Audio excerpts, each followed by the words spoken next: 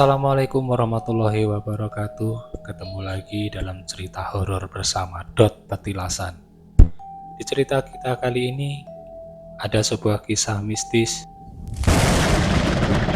di Jembatan Suramadu. Jembatan Suramadu yang menghubungkan Surabaya dengan Pulau Madura telah menjadi landmark penting dan ikonik bagi wilayah Jawa Timur sejak dibuka pada tahun 2009. Namun, di balik keindahannya yang megah, jembatan ini juga menjadi tempat legenda urban dan cerita mistis yang mengelilinginya. Berikut ini adalah kisah mistis yang melibatkan Jembatan Suramadu.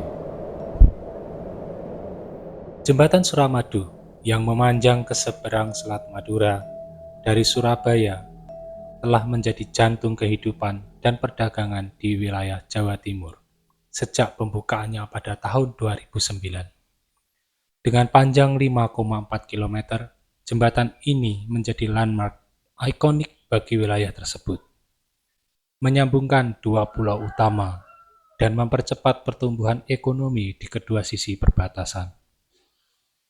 Namun, di balik kemajuan teknologi dan pembangunan modern, ada cerita-cerita yang mengelilingi jembatan ini.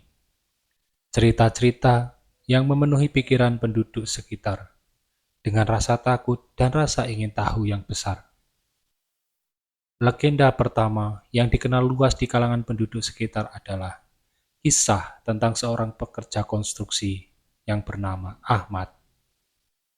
Ahmad adalah seorang tukang kayu yang terampil yang direkrut untuk bekerja di proyek pembangunan jembatan tersebut.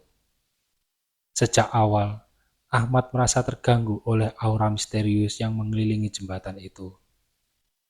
Pada malam hari, ketika sebagian besar pekerja telah meninggalkan lokasi, Ahmad sering mendengar suara-suara aneh yang berasal dari dalam struktur beton dan baja yang megah itu.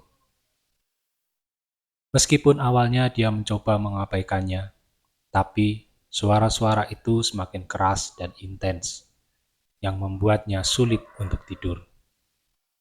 Suatu malam, ketika Ahmad sedang bekerja larut malam bersama dengan beberapa rekan kerjanya, dia mendengar suara aneh yang keluar dari beton yang mereka bangun.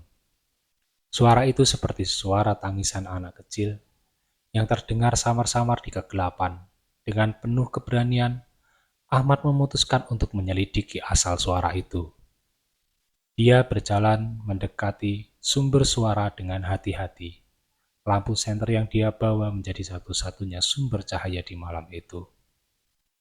Saat Ahmad mendekati salah satu tiang jembatan, dia merasa seolah-olah ada sesuatu yang menariknya ke dalam kegelapan yang menakutkan. Dia melihat sesosok bayangan gelap yang menjulang tinggi di depannya. Dengan gemetar, Ahmad mencoba untuk tidak menunjukkan ketakutan. Tetapi, suara-suara yang semakin keras membuatnya semakin terjepit. Tiba-tiba, dia melihat sesosok anak kecil yang berdiri di depannya, dengan tatapan kosong dan wajah yang pucat. Ahmad seketika kaget dan berteriak, mencoba mundur ke belakang. Tapi, sosok itu terus mendekat, menggerakkan tubuhnya dengan gerakan yang di luar nalar manusiawi. Dalam kepanikan, Ahmad berusaha melarikan diri, tetapi langkahnya terhenti oleh suara keras yang menggelitik telinganya. Dia merasa seolah-olah ada sesuatu yang meraih kakinya dari dalam tanah, mencoba menariknya ke dalam kegelapan yang gelap dan menakutkan. Dengan kekuatan terakhirnya, Ahmad berteriak meminta tolong, berharap rekan-rekannya akan mendengarnya. Namun, saat dia berteriak, suara itu semakin keras, seperti ribuan suara yang mengerikan berseru dari dalam tanah. Sementara itu, rekan-rekan Ahmad yang sedang bekerja di sekitar tempat itu mendengar teriakan yang mengerikan. Mereka bergegas mendekat membawa lampu senter dan peralatan lainnya. mencari-cari Ahmad di kegelapan. Namun, ketika mereka tiba di tempat kejadian, mereka hanya menemukan senter yang tergeletak di tanah dan jejak-jejak kaki yang menghilang di kegelapan malam. Ahmad telah menghilang, meninggalkan misteri yang tak terpecahkan dan ketakutan yang melanda para pekerja proyek.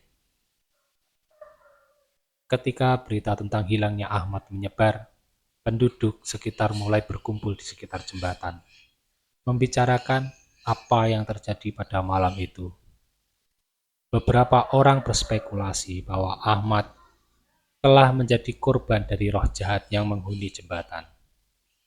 Sementara yang lain mengaitkan kejadian itu dengan cerita-cerita lama tentang keberadaan makhluk-makhluk gaib yang menjaga perbatasan antara dunia nyata dan dunia roh. Sejak saat itu, legenda tentang Ahmad yang hilang menjadi topik pembicaraan yang sering dibicarakan di Surabaya dan Pulau Madura. Meskipun pihak berwenang telah melakukan penyelidikan menyeluruh dan pencarian yang luas untuk mencari tahu nasib Ahmad, namun tidak ada jejak yang ditemukan dari pemuda malang itu. Beberapa orang percaya bahwa dia telah diculik oleh makhluk gaib yang menghuni jembatan. Sementara yang lain menganggap bahwa dia mungkin telah jatuh ke dalam laut di bawahnya dan terbawa arus. Namun, kebenaran sebenarnya tentang apa yang terjadi pada malam itu tetap menjadi misteri yang belum terpecahkan.